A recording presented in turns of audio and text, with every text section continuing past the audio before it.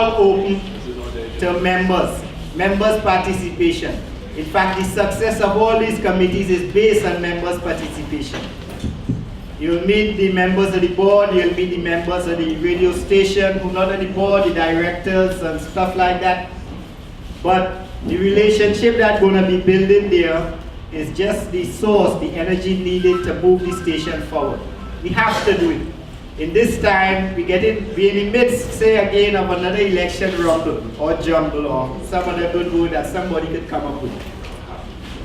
Only WBAI, the only true analysis we hear about this thing is on WBAI. Now, we get caught up in the thing about Democrat and Republican, and the major networks will focus on this. The voting percentage in this country is rallying around 20%. So all this excitement that these people are trying to hype you up with is to get more than 20%. At best they get 20%. If 80% of the voting public not interested in what is going on, then it's time for a change. The only station, the only group advocating or guiding people on the right way for this change is WBAI through a whole number of programs. But again, membership is the only people that can support this and keep it alive. This meeting, this town hall meeting, is to get the views of people. We want honest views, we want open views, and whatever tickling your fancy. As long as it's something helpful to the radio station, we want to hear it. The director, his name is Puzzling. I look at him every time I don't understand it. We have a giant of a black man, and yet his name is white. So hey. I'd like now to call on our program director to open this forum. I asked him what his African name could be, or he would have it, or what. He never could answer me. I don't understand it. Maybe he will tell us when he come up here. Right? So I'd now like for us to greet Mr. Bernard White and let him open this forum. Remember, it's open to everybody, but let's start at the top. Mr. White, thank you.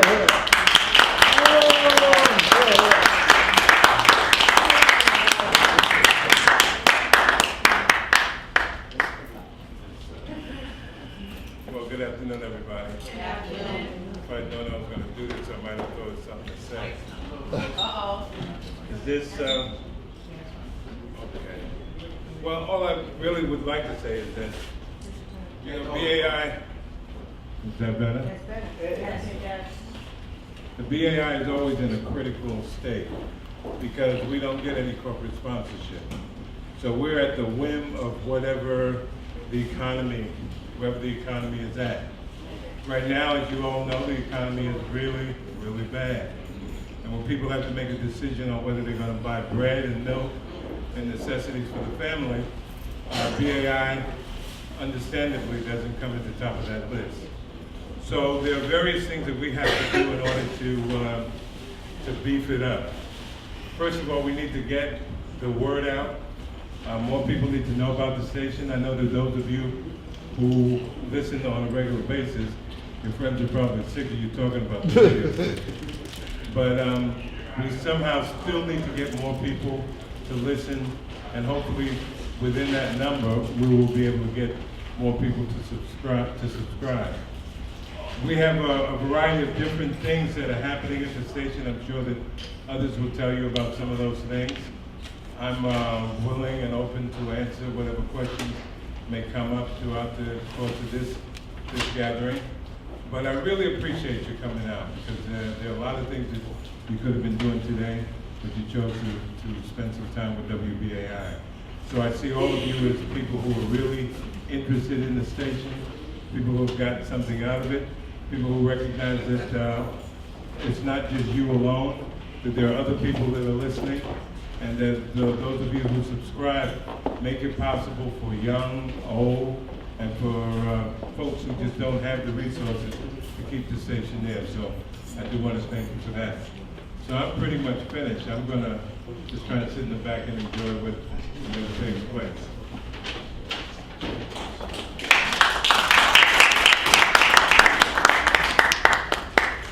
Now, this is our program director, and that was a kind of weak applause. I think he deserves a lot more.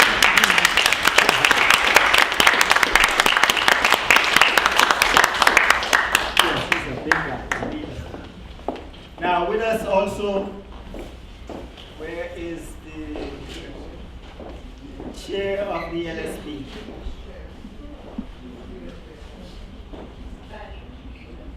Yeah. Oh, we have our dynamic chairperson of the LSP. The LSP is the elected committee that serves as the listener-sponsored board, and this is the position of understanding this, the operations of the LSP is what the membership should be all about. This is the major part of sponsoring the station. As a listener sponsor, you, any individual with the urge and the time, the energy to do, you have a whole lot of things you could do to help the board. As I say, the committees are open. If the meetings are announced, you come out to the meetings. But the board right now has the benefit of a beautiful chair lady. When you come to the board meetings, you'll understand how hard her job is. But she always have a way of bringing the meetings around and keeping them on focus. It's not an easy thing, and I open the invitation to everybody. Please, when the meetings are announced, attend them. Ms. Vajra Kilgo, as the LSB chairperson, she'll open your minds and your eyes to a whole lot more. Meet her now and greet her. Thank you.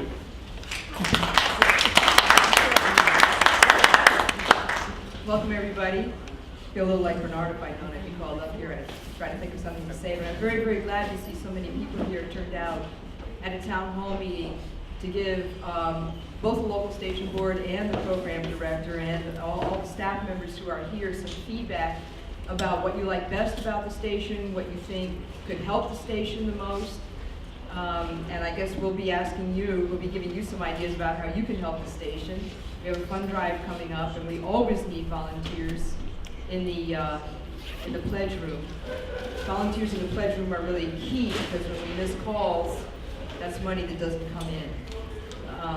And of course, we always urge everybody to become a member of the station. So, Wayne, you're going to moderate the discussion. I mean, I think really what we want is a discussion of every, the people. This is the people's meeting. So, do you want to take questions, or shall I? Does any? Yes.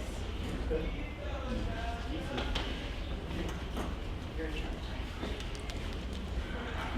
As we said, this is a open forum. Right? Any topic, any information you want about the radio station, any interest you have, this is the time to get up, speak. We don't have an agenda, so this is how open it is.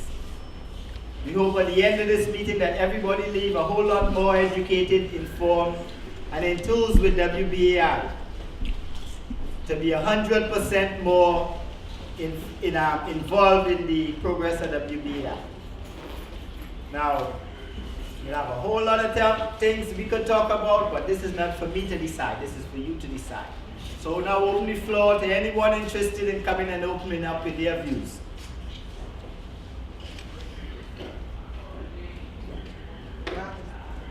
Yeah. Just step forward.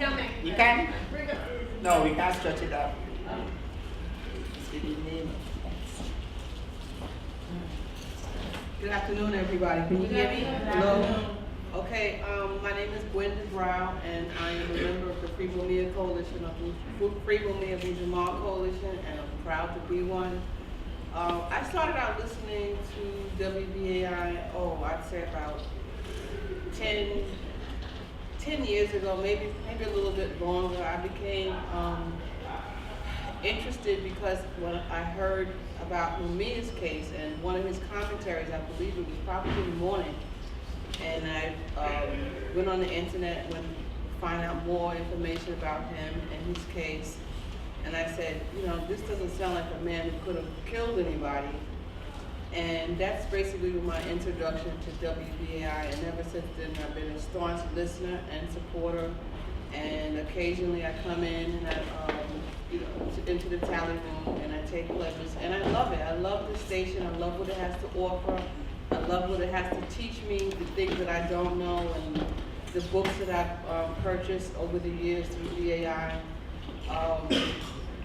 And I like the fact that you can call and come in and, volunteer there and walk in, and it's very friendly. The staff is very friendly and open, and I love the fact that BAI is open to Mumia, because he's very important to people of color and hopefully, to the world because of what he has to say. And I just would like to say I'm very grateful. That's really what I really came to say. I'm very grateful to WBAI for helping educate me, through the years. College was good, but BAI is better. So, and also, the one other thing I would like to hear is what's going to happen with the programming at night, because occasionally I'm up late at night and I'm looking for something to listen to. And I'm not that interested in some of the shows that are on at night per se, only because they just don't necessarily interest me. And I think that there's that's kind of like a dearth there. And this would be a great opportunity to kind of like broaden, the appeal and try to get some more interesting hosts to bring to BAI, and maybe more people would listen. I mean, I don't know. I'm not gonna, tell you what shows I don't like, and I'm not here for that. But I do say that there is room, particularly in the late evening, for improvement, because there's really nothing on. And as we know, mainstream media has bought out everything, and BAI could play a really crucial role in, making radio more interesting to listen to. So that's basically all I have to say, and I thank you for your time. And again, I love BAI, and I definitely will come to volunteer some time during the fundraising season. Thank you very much. And support Mumia as well. Thank you.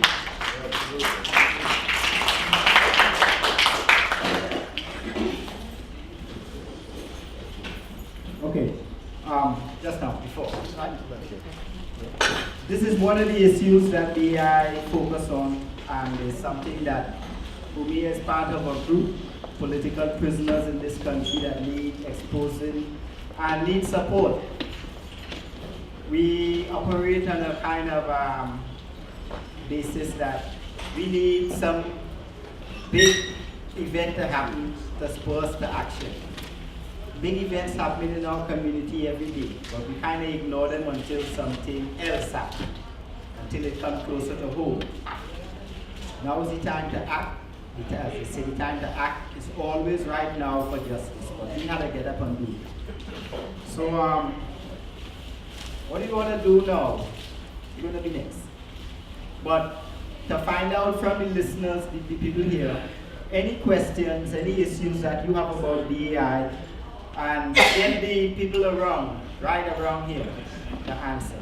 So we'll be focusing on each issue, your topics, as we go along. Now, at this time, we start off with a 3-minute time period for each person, and see how many rounds we could go through like this. Yes, sir. You're next. Oh, thank you. Good afternoon. Good afternoon, BAI family. I'm True Brooklyn. This is the People Republic, and we thank the Most High for letting BAI come in here to give us some kind of relief from the nonsense that's going on around us. I'm an empirical proletariat. I'm a truck driver, okay? I done had more fights with truck drivers about BAI that I don't even want to talk about, and I enjoy it, because truth to power need to be our goals. I'm a member of East New York Homeowners Society, Association, I should say. That's my loving wife. She turned me into a human being, okay? And along with and I want to thank, see that guy back there? I started seeing, I've been chasing him since the pair, Amy White, and when they were doing with Dr. Helen Colchicott, it made me aware that I'm killing people driving their trucks out there too, okay? So we're now looking at all issues and we're learning. Thanks for the college, bro. Sisters and all that. Peace.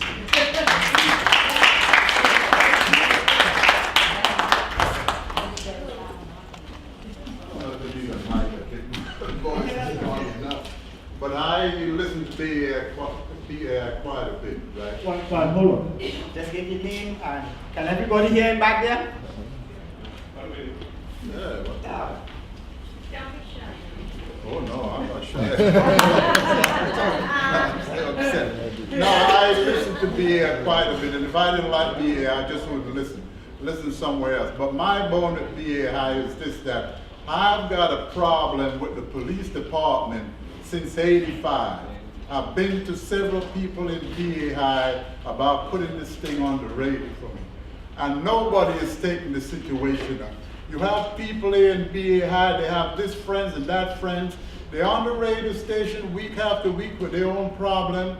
You know, they deter other people from putting this thing on. And I think this thing is outright ridiculous. Not only this station too anyway, because I spoke to some other station. And you have people there who just go around and blocking you from getting your information out. And this is something that deals with the community. The community needs to know. And you got infiltrators in just about every movement around here, because I've gone just about all of these movements and I know what is happening. And you can't get people to find out who gives this information, where this information is coming from. And it's turning people against each other and making the whole situation, making us as a group weaker. And we're fighting against our, you know, our own self here. So people need to open this thing up. Other people have smaller issues, and they're not able to get onto the radio, because you got to know one of the on-here producers, something like that. And if they don't feel like taking it up, you're not going to get onto here. You're going to get a few minutes when you call in if they're dealing with that subject. But if not dealing with that subject, then you're not going to get onto here. And you need to get different people on the here. You get one person coming on there talking about their situation. You know, there's another side to that situation. Try and call up the people who's on the other side of that situation and find out from them. You get people on there too abusing people, calling people, oh, all 500 pounds of this, that, and the other. That thing should be cut off when people do that. Okay, thank you very much, Ed.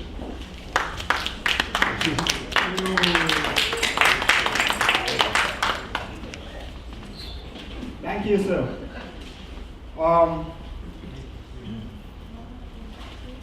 Is there anyone from the radio station who care to answer or give this gentleman some advice on what he should be doing, how he should be getting through? I'd like to know what his problem is, so that we can at least know when, you know, or apply pressure. Sir, where are you? Well, listen, I stood up for a black female in 1985 when she was in a car accident. This individual who owns the car came out and just completely verbally abused the heck out of her. They called the sergeant. When the sergeant come, the sergeant was a friend of the people who were driving the car. The sergeant said to us, there's a group of black individuals. There was some white individuals around here, because the abuse was so bad, they came out of the stores and was listening.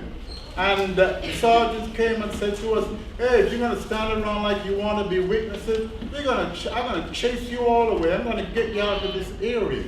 Okay, the next day they started really a terrorist attack against me and the other people and chasing us from there. Most of the guys left. I went and I got these guys back together and said, that's not right. You don't need to be chased away from it. It's a public place. We got somebody else to give us some assistance with stopping the cops. They up about 3 times.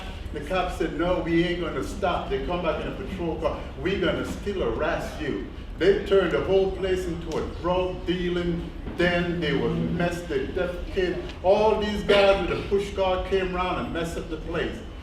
There was needles. The people come and clean the car. They were little kids. Kids was having needles in their hand, condoms playing. I said, the heck with this thing here. I went to the district attorney myself about the thing. The district attorney then, he said, listen, this thing is too big for me. You got to go to internal affairs, because what's going on in there is too involved.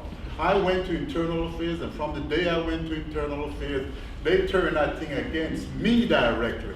Not only the police department, the fire department, the sanitation department, a lot of these black people on here who's supposed to be with me, they just join in this thing.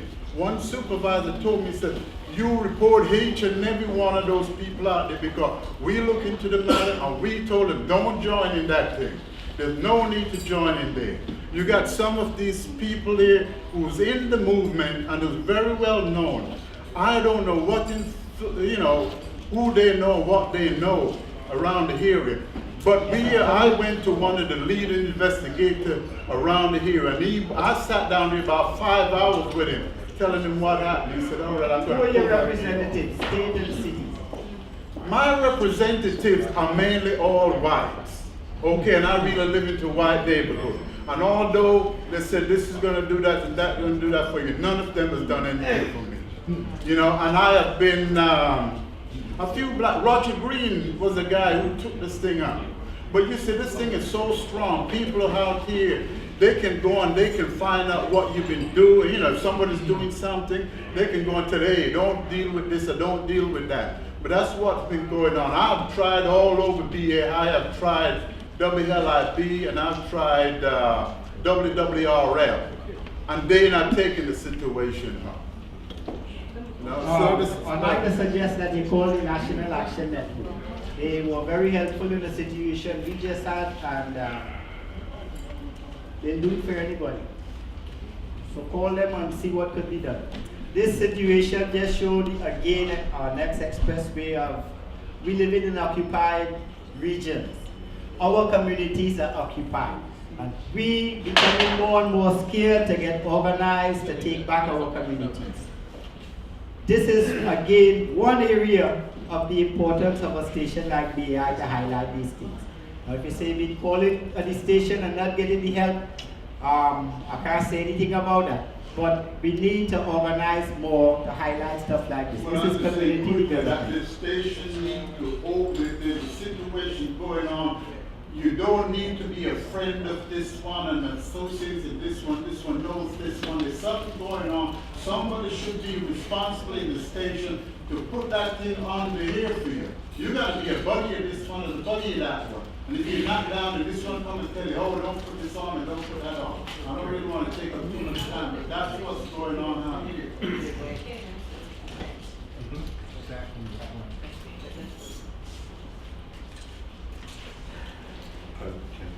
Oh, sorry. Hi, everybody. I'm Monroe. I guess you recognize my voice. I happen to feel for this person, the first speaker, this gentleman. I didn't expect at the get-go, Bernard, that people would be sort of echoing Monroe. I mean, I thought there's a certain amount of brotherliness and sisterhood here that would defy criticalness. And the truth of the matter is, it doesn't matter what the color of your skin is. It matters what your brain and how should I say, education and sensibilities and sense of fairness and justice. And people use these words against you. So all of a sudden, you're stateless. I said to a bus driver, I'm an American citizen, I expect you to come over to the curb. Because when I tried to get up, the person in front of me was very slow. And all of a sudden, I was pulling myself up.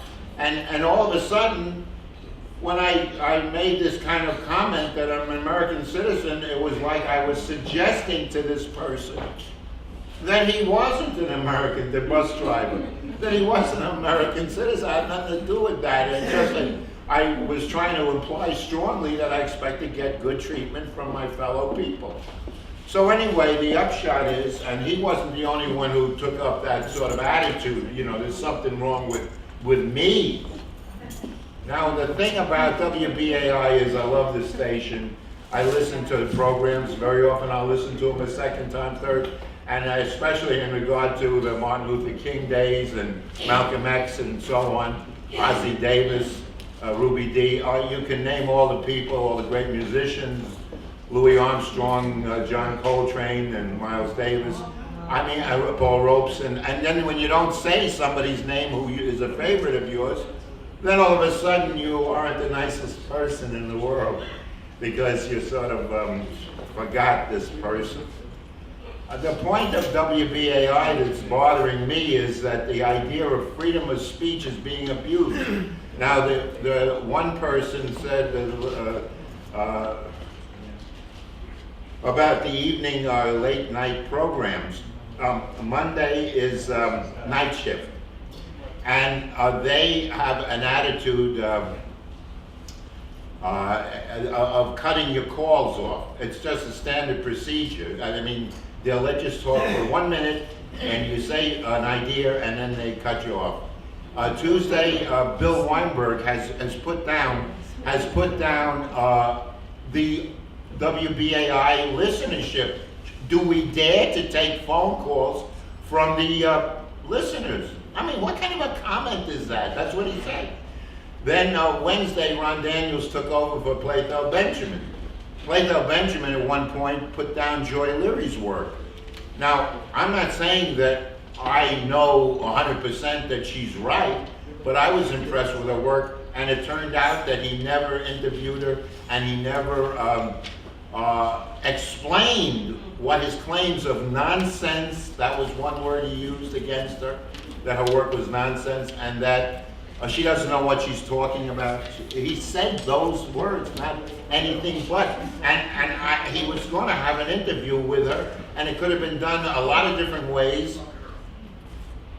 And I'll come back later when there's more time. So that, no, really, I mean, this is not something. What? The microphone didn't want to give me up. The microphone didn't want to give me up.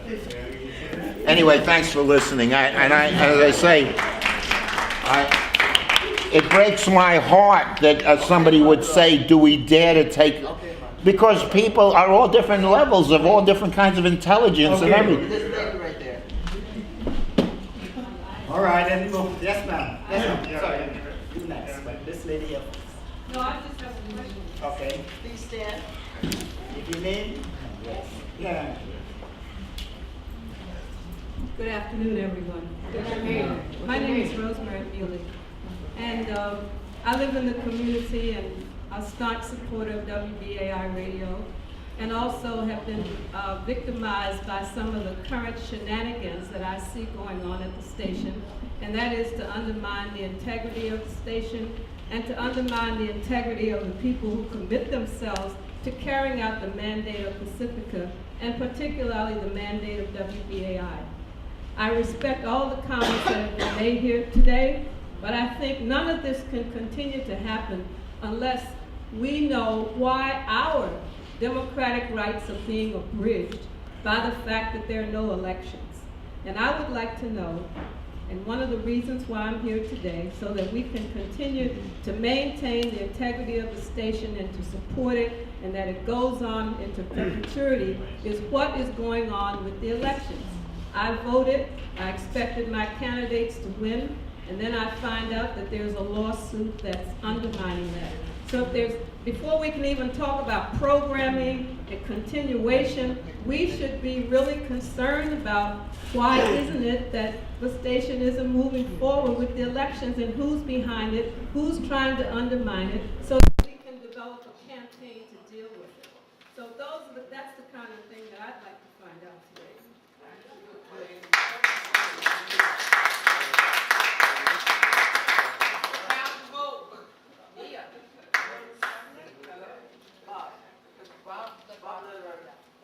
We need All of us could answer this that. would be answered by Bob. Bob Lederer and others. Hi, everyone.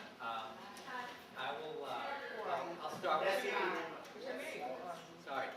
My name is Bob Lederer. I'm a staff representative on the WBAI local station board and also on the Pacifica National Board that looks over the entire network. So I'll start with my understanding and information about the lawsuit, where it's at, and what I think the implications of it are. And then I'm sure other people will add or perhaps differ with me, and that's fine. This suit was brought by, I believe, 8 individuals, 4 of whom are sitting board members, Mitchell Cohn, Alex Steinberg, Patty Heffley, and I think that's it for board members. And then there's some non-board member listeners and then 2 staff members, Sydney Smith and Linda Zeisis. Oh, right, and Jamie Ross is another listener board member. And they brought the suit in Manhattan Supreme Court on actually the day that was originally going to be the final day that people could come in and deliver their ballots if they hadn't gotten it in the mail. They could receive a ballot, fill it out, turn it back in. On that very day, they filed this suit alleging that they and some of their supporters had not received ballots, and that this was the result of a conscious effort on behalf of certain staff members who they claimed opposed them politically and had used their position as somebody who could influence the database to actually alter people's zip codes so that ballots did not arrive in their mailboxes. This was solely, in their suit, it was solely their supporters who were not getting ballots. Also the first-class mail issue. Right. Now, and I'll get to in a minute some, a different set of facts. But in any case, they asked for, as relief for that, and they said that they requested replacements from the election supervisor and not received them. And then they asked for the judge to issue an order to, a temporary restraining order and an immediate order sealing the ballot box, prohibiting the station from counting the ballots until there could be a hearing in front of that judge as to why they shouldn't get the relief that they sought, which, as I remember it, as I understand it, was to make sure that themselves and the people that they identified as not having gotten ballots were sent ballots and had the time to cast them. That's it in a nutshell. And then the judge acted quite quickly the same day and granted their request for an order. And so the ballot box was be ordered to be sealed, and that set a hearing, I think for 2 or 3 weeks later, at which time he would decide what to do. And at that hearing then, he decided he wanted to hear more arguments from both sides, and so he set a hearing date for January 24th. And that's where we're at now, where the 2 sides have been exchanging papers back and forth. Now, the other information which they didn't inform the judge was that, number one, the day before they filed their suit, the National Election Supervisor had announced that he was extending the deadline precisely because various people had complained that they had not received ballots. There were all kinds of administrative problems, people didn't get ballots, and so it was being extended till November 23rd. They didn't mention that to the judge. They also didn't mention that there were dozens and dozens of people across the political spectrum, people who support this candidate, that candidate, who also didn't get ballots, including some of the people that they were saying, would have plotted behind the scenes to prevent certain people from getting ballots, but they didn't plot to get other people to not get ballots, according to their tell. So you have that information. And so now it's all going to be discussed in front of the judge on the 24th, and we don't know what the judge will do. It's quite possible he could say that he still needs more information. This needs to happen at another hearing. And meanwhile, the election is frozen, and you have a board that is supposed to be seated, a new board is supposed to be seated in the past December, last month. And that was not able to happen. We don't know when it will be allowed to happen. So the current board, according to the opinion from the Pacifica Legal Counsel, the current board continues to sit until this matter is settled. But it's a very troubling situation because every time Pacifica has to hire a lawyer to go to court, it's hundreds and thousands of dollars for preparing papers, making appearances. And so this is really going to hit us at a time that we can't afford any other unexpected expenses. So I think it's really a serious problem, especially that board members are filing a lawsuit against the Pacifica Foundation for something that I don't see any evidence that they went within the institution and tried to get redress beyond their individual request for ballots. But if they weren't satisfied by that, they could have easily, taken it higher, gone to the executive director and said, there's a systemic problem here, we need some redress, but instead they went straight to court. So maybe someone else would like to add? Yeah. Hi, my name is Nia Bediako. Also, I think somebody was concerned about where a ballot is. I can tell you, I am one of the 3 people that went on November 19th to the radio station with the local election supervisor to collect the ballots that were handed in November 16th. I'm in a time warp now, but I do have my notes at home. And the ballots were collected. We went to the post office. We got the ballots that you all mailed there, and they were impounded according to the temporary restraining order that Bob mentioned, and they're in a mini storage that I have to pass every time I go to WBAI. And believe me, I am just as upset because my ballot is in there too, just like a lot of yours. So nobody's ballot has been counted, and I haven't seen them recently. I assume they're still there. I haven't gone to check. You know, I have no authority to go there, but we put them in the Manhattan mini storage. For those of you who'd like to know where they are.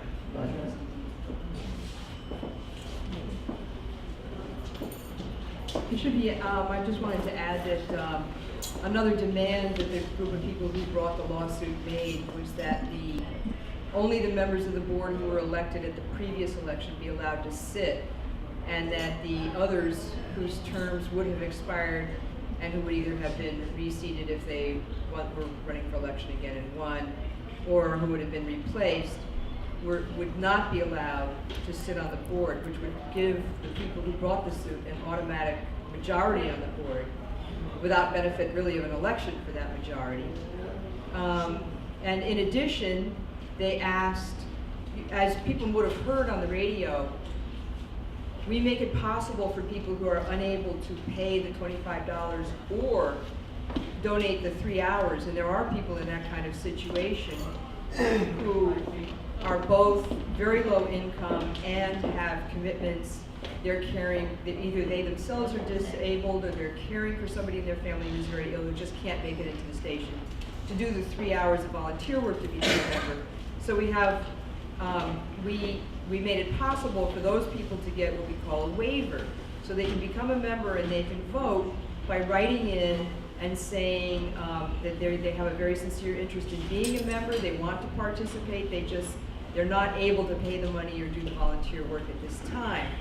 And we had arranged for everybody to have those forms in that they filled out by August 31st, so that it would be the same deadline for those people as it was for people to become a member by paying the money or by doing the volunteer work. Made it all very equal. You had your application for a waiver postmarked by August 31st, and then it was considered later. And so a committee met to consider the applications and approved most of them. And what the people who brought the lawsuit said was that they want all of the ballots of everybody who was granted a waiver after August 31st, which means that they should have had their application in and had it considered prior to the 31st, right? So sort of rewriting the way that this should have been done. That none of their ballots, that all of their ballots should be thrown out.